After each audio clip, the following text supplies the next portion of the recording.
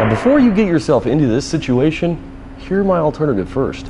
When a flap disc gets this low, it's not as effective, clearly, and it's very frustrating to work with. Now, if for whatever reason yours gets this low and you don't have a replacement or a backup on hand, let's say it's like a Sunday when the welding supply store is closed, or maybe the nearest Home Depot or hardware store is like an hour away and a customer is going to come pick this up in 20 minutes and it needs to be all grounded finished.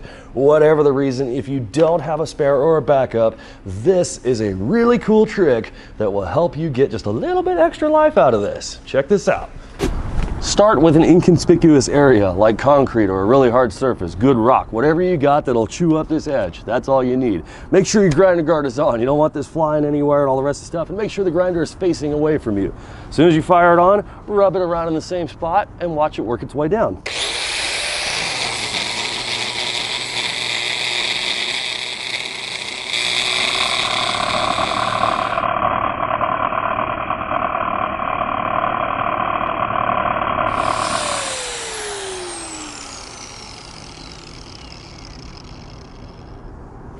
Looks like we got a little life left after all.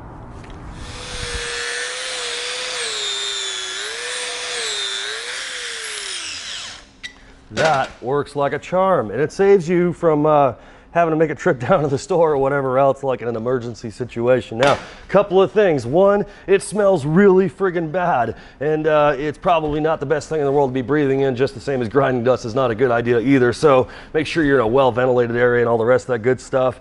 And the next time you're down at the store, grab a couple extra ones. And when you run low, grab a couple extra ones. That way you never really run out or get put into this situation. But that is a very clever, unique thing that I learned many years ago that just might help you out. So that is going to wrap it up for this episode. I want to thank you guys for watching as always. If you have any questions or comments, go ahead and drop them down in the comments box below. If you need to get in touch with us, hit me up on the fabricationseries.com website, Instagram at the.fabricator, and facebook.com/thefabricatorseries. I will catch you guys on the next episode.